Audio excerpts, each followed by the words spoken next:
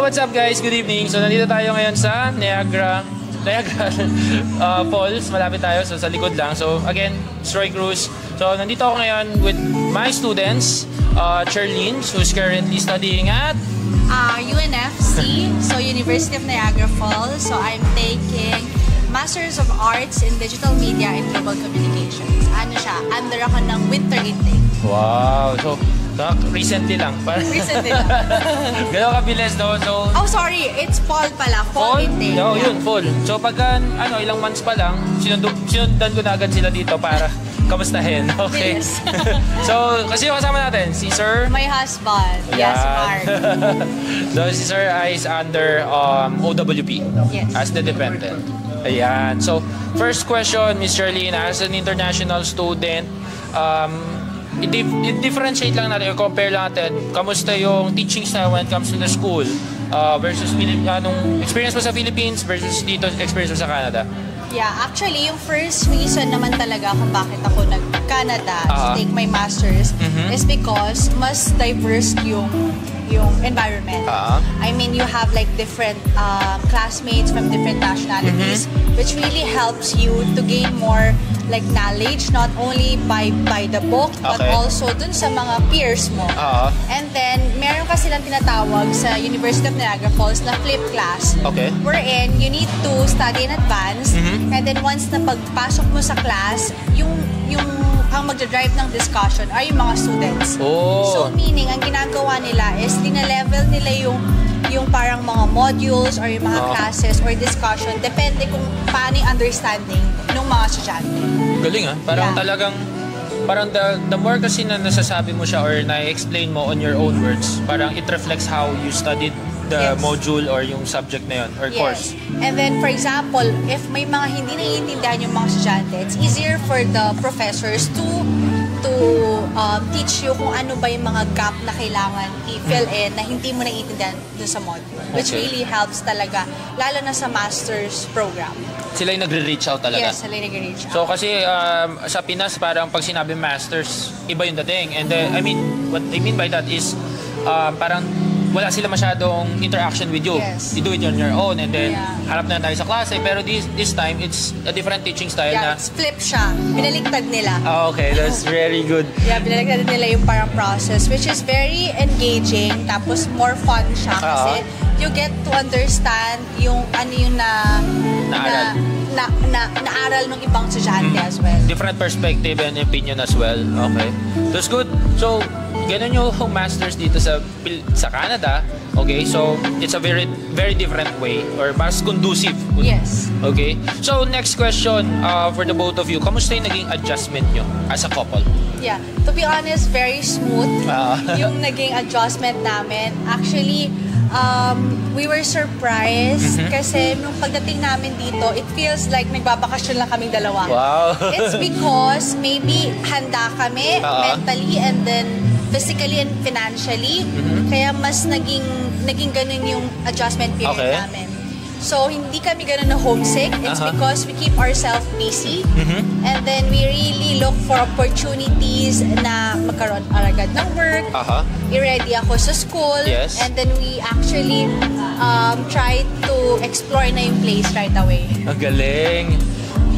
Nakakatawa lang kasi yung pag-iikot dito is part na rin ng parang trying to find opportunities as well. Parang on the side, nakakapaggala. Tapos on the side, parang nakakabisa ko na rin ang bakasyon. Nakakabisado ko na rin yung lugar. Di ba? Next question, Ms. Charlene. How long yung classes nyo? Per day?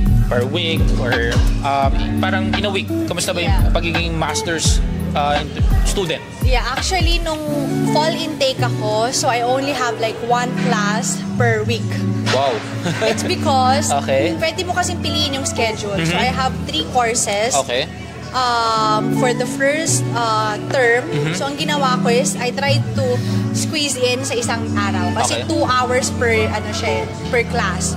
So ang ginawa ko is trinay ko siyang i-squeeze sa isang class para isang puntahan lang sa school. Which is for me, it's easier. And practical. Yes, practical siya kasi hindi ko na kailangan pabalik-balik pa ng school.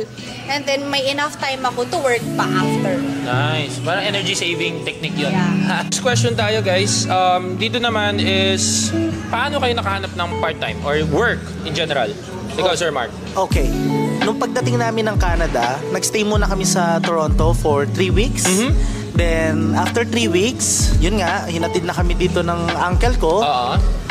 Kinabukasan, talagang sabi namin dalawa ng wife ko is, kailangan harap tayo agad ng trabaho. Yes. Kasi hindi rin talaga kami sanay ng natitengge na walang ginagawa. So, sa 2 days kong paghahanap ng trabaho, nakahanap ako agad ng trabaho. Nice. Yun. So, ginrab ko na agad yung opportunity kasi tinanong din ako ng owner if nakakapag-start na ba ako. Sabi ko, oo, kasi kahit saan naman, hindi lang naman dito eh. Kung di ka magtatrabaho, hindi ka talaga kakain eh, hindi ka mabubuhay eh. So, yun, para at least, dagdag na rin, pang gastos, yun. That's nice. Si ma'am? Yeah. Ganun din siya, ganun din yung scenario namin. So, nung naghahanap na siya ng work, ganun din ako, nagpapasa na ako online. So, I tried looking for jobs na align na agad sa akin. But it's just that you need to have like Canadian experience. So, nag-apply ako sa Ralph Lauren via website. So, nakuha ko agad. Nice. So, as brand ambassador nila. So, I'm currently working as part-time there. And during my second intake na sa school, I was given an opportunity to be an intern in the marketing team ng school, UNFC. So I'm currently also working as part-time as social media collaborator. Nice. So guys, kung pag nakita nyo yung UNFC, siya yung makikita nyo doon sa ads or doon sa TV shoot or kung saan nandun siya sa commercial. So technically, commercial model siya. Very grateful naman to be part of that program. And as well, pride rin siya ng pagka-Filipino natin. Yes, agree. So, it's a testament kasi na eto guys, dito mahirap maghanap ng trabaho in season. Especially winter, mahirap maghanap. Pero during the fall or time na pwede kang mag-grind na maghanap ng trabaho, kailangan mo talagang i-grab. And this is a testament na sipag at tiyaga talaga yung bit-bit eh. Kasi yun nga, pagdating namin dito ng fall, sinabihan na rin talaga kami na dapat bago daw mag-winter is talagang makahanap ka ng trabaho. Kasi yun nga, ngayon, winter ngayon, naranasan ko, talagang nagbabawas sila ng oras sa aming mga part-time dahil, yun nga, syempre, wala rin masyadong mga taong lumalabas. So wala rin sila masyadong income as owner. Ayun. Agree. Gusto ko lang itanong, syempre balance na rin. Kamusta yung everyday life nyo dito sa Canada? As international student and then as a dependent? Yeah, well, as a student, masaya siya. Kasi I only have like 2 class per week. And then the rest of the day, like for example, I have Saturday to Sunday, I work as brand ambassador kay Ralph Lauren, which is, I get like a very big discount. Wow. Kaya I was like, wearing Ralph Lauren ngayon. And then, during Tuesday to Friday naman, I work as a social media collaborator sa school. It doesn't feel like work siya kasi yun na talaga yung ginagawa ko eh. So, I was able to align yung passion ko dun sa work ko sa school mismo. Nice. So, magaan siya for me. Kasi as long as ine-enjoy mo kasi yung ginagawa mo. Agree. So, very magaan and as long as nababalance mo naman yung assignments and work. Nice. Manageable naman. Manageable. Si Sir? Ako naman yung life balance namin dito, syempre, siya ang estudyante, ako yung parang supporter niya talaga na kaya nga nabigyan ng open work permit is yung ako gigising na maaga, magluluto, Tigasin. mag-aano ng pagkain, maghahatid sundo sa school para at least syempre mahirap din talaga yung estudyante ka na nga, ikaw pa yung mag-prepare nun. Tapos yun nga, magko-commute pa. So, as husband, talagang ginagawa ko yung trabaho ko para mapagaan din yung buhay niya bilang estudyante. Yun. Tulungan lang talaga. Tsaka yung sinasabi nilang homesick, siguro depende. Ako hindi talaga ako nakaramdam ng homesick eh. Kasi kailangan mong i-enjoy yung... Huwag mo ikukulong yung sarili mo sa lungkot dito. Yes. Hahanap ka ng pagkakaabalahan mo. Yun, ako minsan, pag day off ko, minsan tatawagan ka ng employer, may 5-hour shift akong gusto ibigay sa'yo, gusto mo ba? Tatanggapin ko na lang, kasi wala, kaysa nasa bahay ka lang eh. Yun, gano'n. So, tularan natin si Sir Mark sa balance ba? And of course, nandun yung care and being the support system. Like I always tell dun sa mga students natin or sa mga watchers, being the support system, especially dun sa student kasi isipin nyo, nag-aaral na tapos nag-work pa. So, iba yung yung decision fatigue, yung brain fatigue when it comes to studying. Ang hirap nun. Plus, the physical pagod pa. Yes. And one last question. So, I always ask this with all the students na nakakasalamuha ko. Students na nag-a-apply, nandito na. Since ilang beses na rin ako nakapunta dito sa Canada, I always ask them this question. Do you regret moving from Philippines to Canada? Actually not. It's because it's a very big opportunity for me, lalo na. Kasi I'm taking like a digital media and global communications. Actually, very risky siya kasi I have a very good career sa Philippines. Stable na ako doon. Okay. But it's just that I'm very thankful kasi ginap ko yung risk na yon. Kasi right now, I'm very happy kung ano yung direction ng career ko right now. And I get to have like bigger opportunities na nag-open sa akin. So, good thing that I took that risk and now I'm very happy that nandito ako ngayon sa Canada. And mas madami pa akong nakikilala from the digital industry which is very helpful sa akin. And mas marami pa ako natutunan. Yes. Si Sir. Ikaw, Sir. Ako, wala talaga akong pinagsisisihan na nag-try kami dito. Yun nga, syempre, nung nasa Pilipinas, di mo naman alam pagdating mo rito, ano ba talaga eh. Kaya nga nung bago kami nag-apply dito, nagtanong-tanong din ako sa mga kaibigan ko na kung okay ba sa Canada, kung magma-migrate kami, ganon. Yun nga, ang sagot nila sa akin, okay ka na dito sa Pilipinas, bakit ka pa nag-ano? Minsan kasi, it's not about the money talaga minsan. Yes. Malaki yung mundo para hindi mo siya subukan. Yun. So yun, nasa iyo lang naman talaga kung kung saan ka ba mas masaya. Kasi ako medyo talagang na-stress ako sa atin eh. Kaya gusto kong sumubok ng iba. That's good. Thank you. So napakinggan natin earlier yung mga opinions nila and insights nila if they do regret something pa pabalik. Wala naman. So I'm very happy na happy sila dito. So quick short message sa ating mga aspirants or sa mga gusto maging international student dito sa Canada. First is you need to be mentally and financially ready. Kasi nakatulong talaga yung pagiging financially ready sa amin. Kasi hindi mo kasi talaga alam kung anong mangyayari during your first 3 months or 6 months dito. So it's good na covered mo yung 6 months at least for the food, for the rent, everything. And para mas ma-enjoy mo rin talaga yung Canada. Hindi siya yung mahirap mag-adjust. Very helpful sa amin. And the second one is you need to be strong mentally. Kasi you don't know kung ano yung magiging problem na mararanasan mo dito. And you need to be, parang i-open mo lang yung sarili mo sa lahat ng tao. Kasi you don't know kung sino yung makakatulong sa'yo eh. Yes. Whether it's work, friend ba, or support system, and all.